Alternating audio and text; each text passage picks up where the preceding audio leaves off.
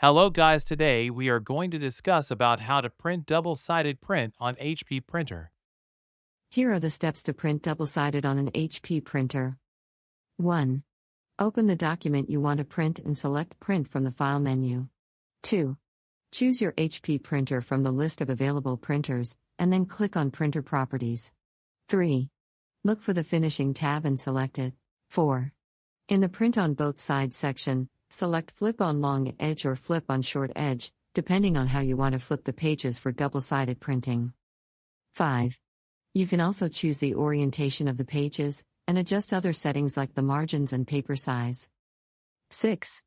Hit OK to save your settings and return to the main print dialog box. 7. Click Print to print your document and your HP printer should automatically print on both sides of the paper. I hope that helps. Let me know if you have any further questions or concerns.